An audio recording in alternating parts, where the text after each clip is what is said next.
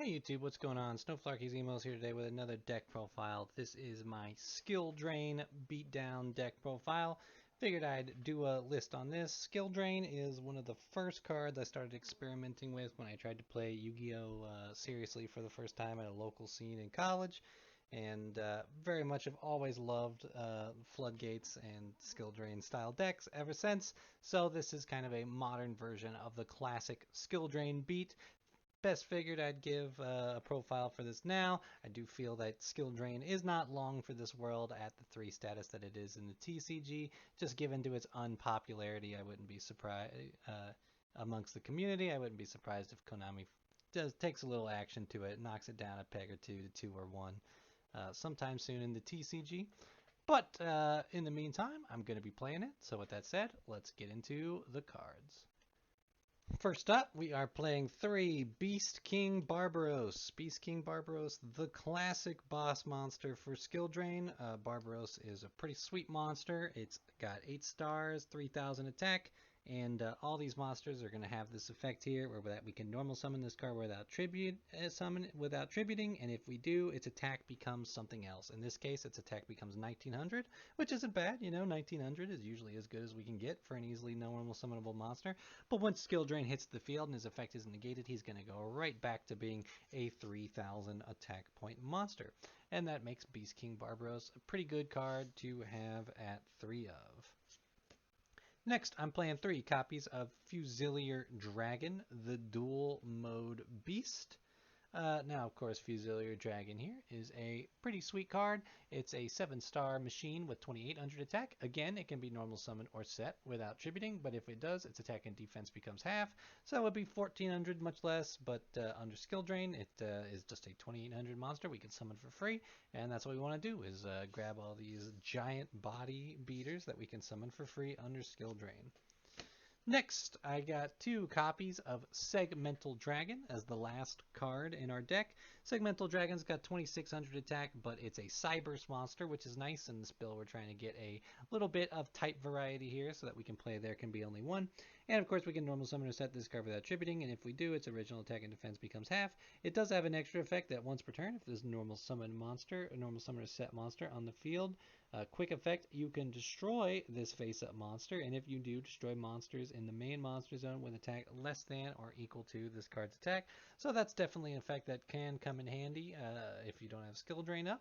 So something to keep in mind. Would be cool if it tributed it itself for cost so that we could use it under Skill Drain still. But given that it can't, we're still going to be happy playing 2 copies of this card. We want that Cyburst monster, and 2600 attack is still pretty dang good to be summoning for free. So, that is it for our monsters. This is a Stun Demise style deck, so a very low monster count, of course. Next, going into our spells, I am playing 3 copies of Pot of Duality. We're not special summoning in this deck at all. We're just summoning 1 monster per turn, so Pot of Duality is very nice. We want to find our Skill Drain, so we're going to reveal the top 3 cards of our deck, add 1 to our hand, and shuffle the rest back in. In exchange, there's no special summoning, but no big deal. Next up, we're going to play 3 Pot of Extravagance. Again, not going into the extra deck with this, so we're just going to get extra cards off of our extra deck, banish 6 of those suckers to get 2 cards, and we can't draw for the rest of the turn. No big deal. Definitely worth the card. And last, we're playing our 1 copy of Card of Demise that we're allowed to play. This draws cards in our hand until we have 3 cards in our hand. Now, the turn we activate this card, we can't special summon. Also, our opponent doesn't take any battle damage for the rest of the turn. Just something to keep in mind. And then, of course, at the end phase, we have to dump our entire hand into the graveyard. Not a big deal. Mostly everything is trap cards. So that's going to be no skin off our nose. And with that, that is the last of our spells.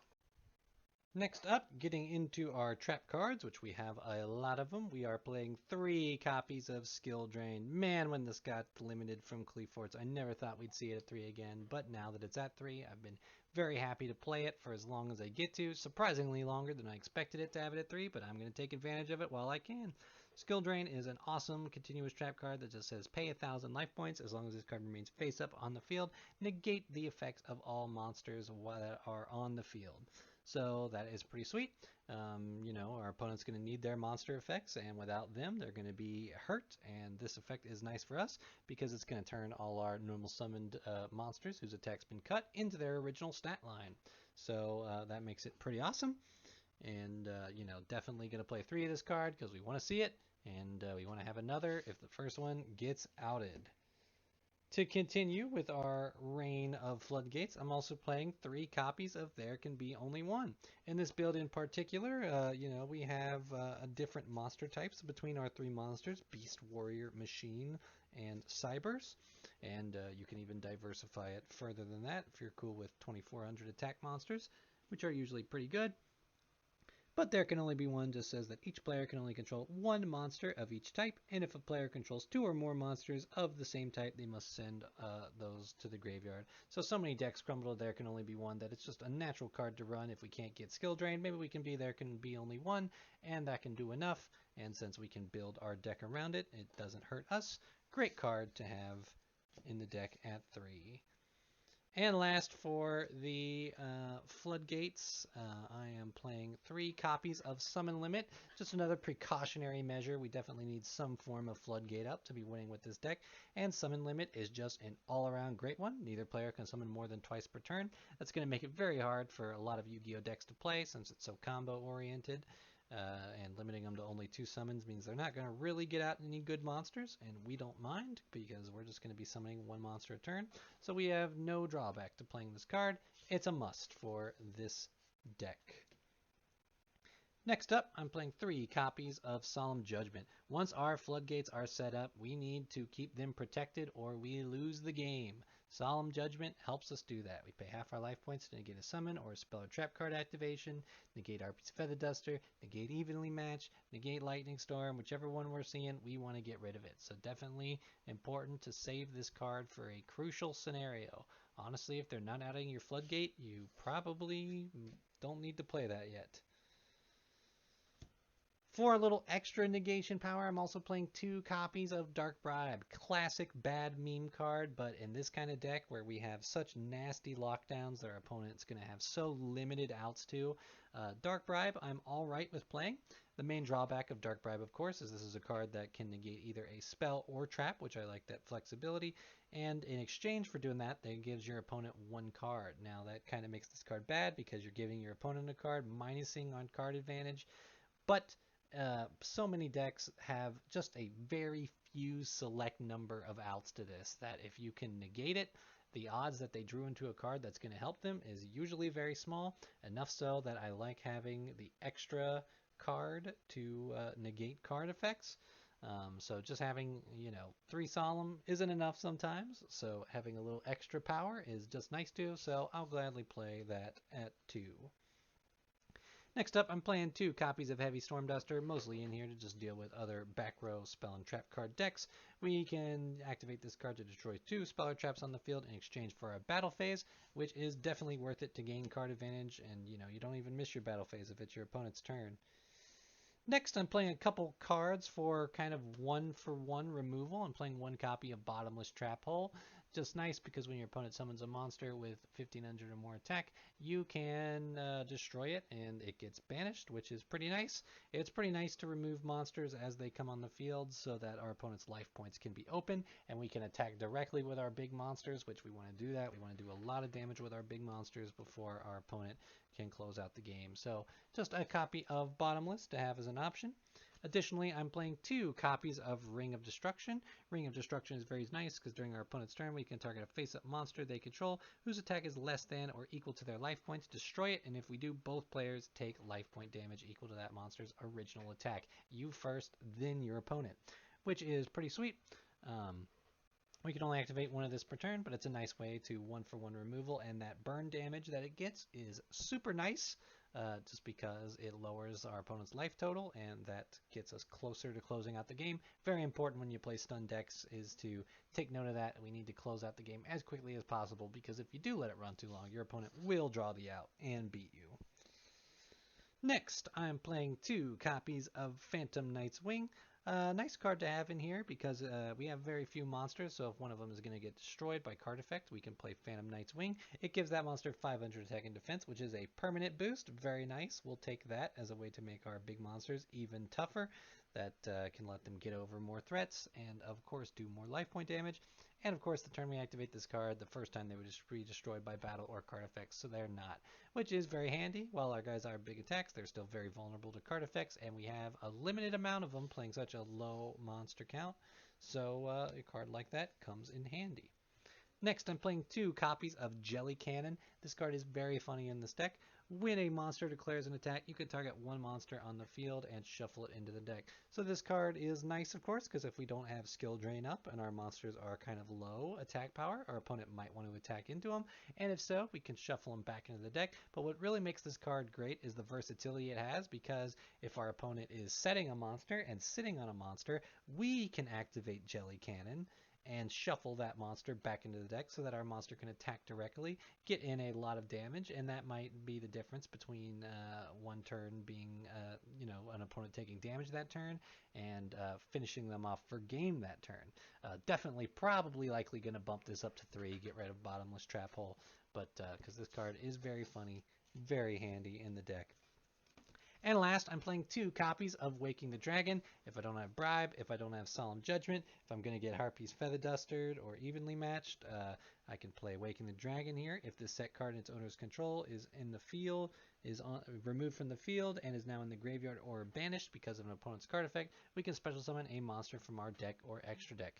We don't need our extra deck for anything else, so we're just going to load it with some of the best targets we can summon off of Waking the Dragon. Things like Last Warrior from Another Planet, that's not going to let anyone summon, or of course Raid Raptor Ultimate Falcon, which is a 3,500 attack monster unaffected by card effects. Really nice if you can get that on the field before Skill Drain, because he can have that effect and Skill Drain can still be active. Just plenty of options to have.